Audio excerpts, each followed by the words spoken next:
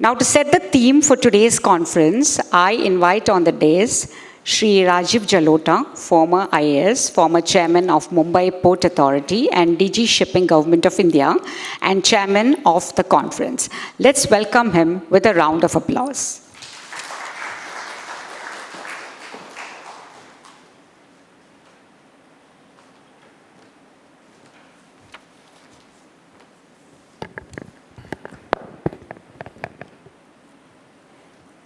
A very good morning to all ladies and gentlemen, and a very warm welcome to all of you.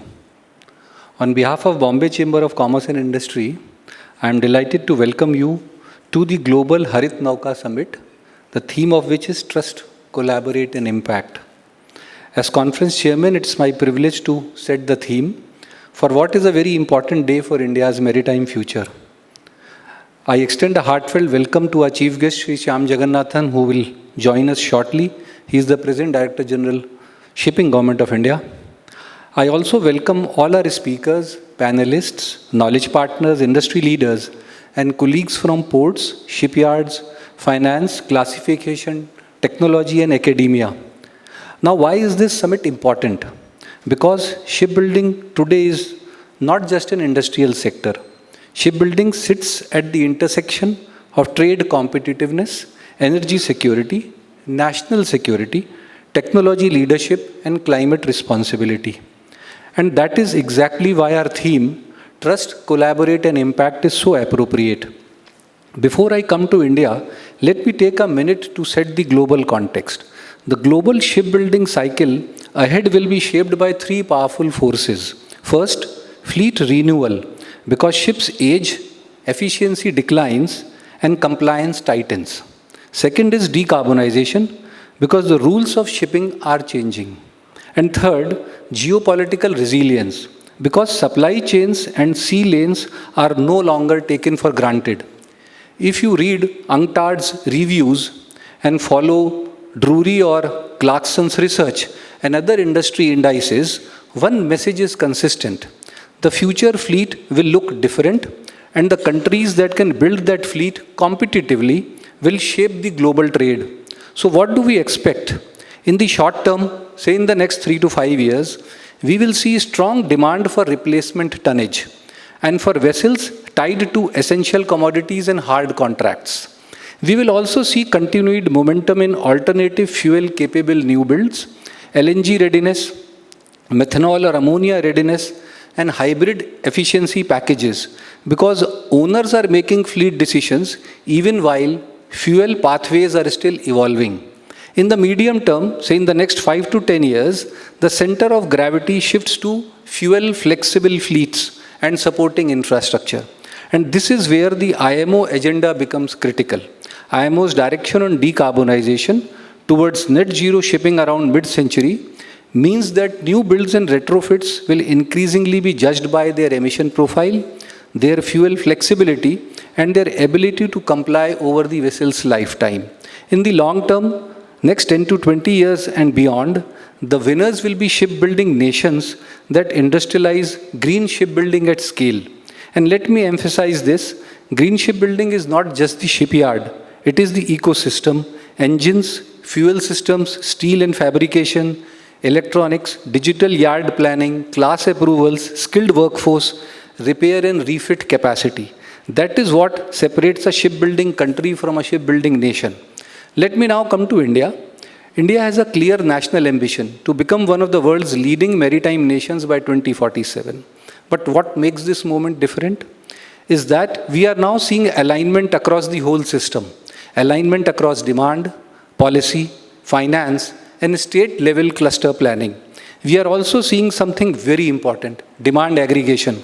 Oil PSUs, ONGC, HPCL, BPCL, IOCL are aggregating requirements for oil tankers to be built in India.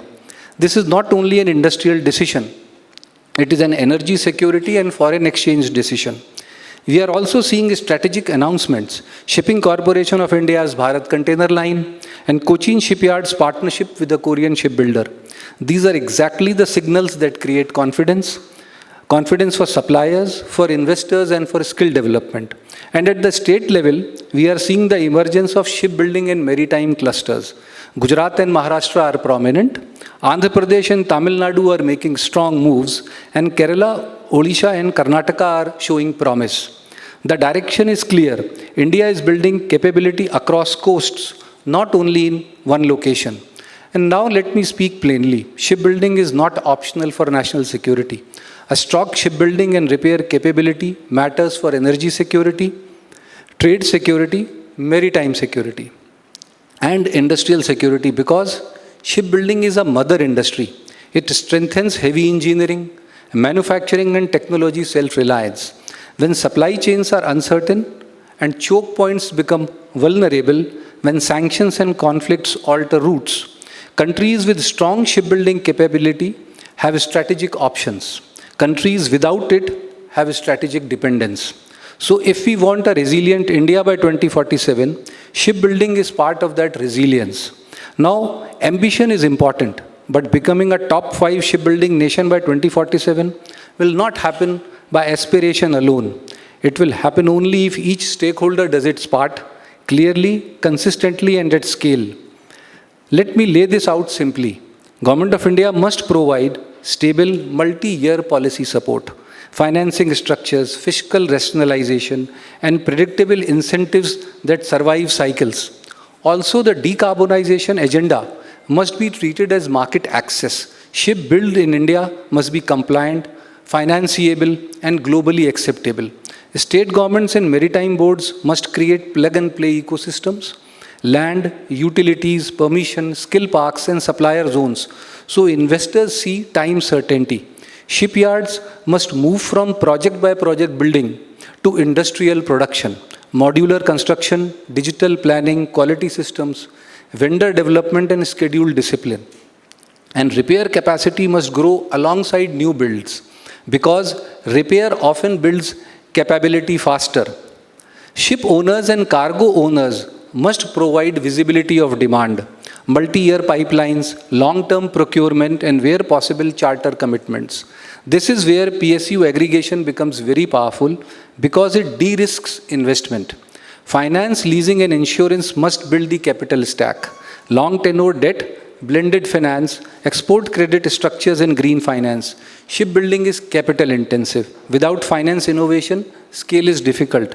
Technology providers and classification societies are essential to help leapfrog alternative fuel residents, digital yard systems, safety compliance, and certification pathways. And finally, academia and skilling must treat shipbuilding as a national capability mission. Welders, fitters, pipe specialists, electricians, naval architects, design engineers, production planners. A modern yard is a modern factory. If we get the skills right, everything else becomes easier. Now let me connect today's agenda. The sessions are structured in the right sequence. We start with the macro frame, shipbuilding in a shifting world, India's role in the Indo-Pacific.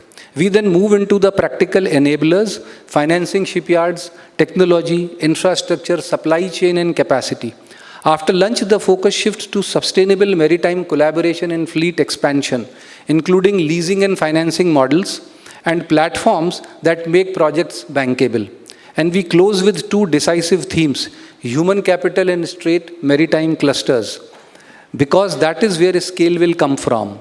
So this summit is not just one conversation, it is a full ecosystem conversation.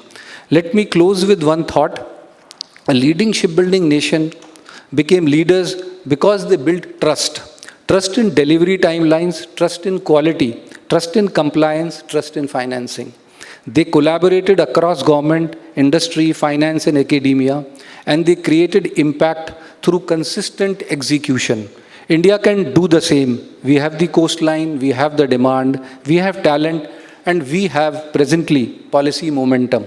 Now the question is execution, measurable, time-bound, and coordinated. So my request to everyone in this room is simple. Let us today not only discuss but agree on certain pathways. Pathways for financing, pathways for technology and green readiness, pathways for skills, pathways for demand aggregation, and pathways for shipbuilding clusters. If we do that, then trust, collaborate, impact becomes real.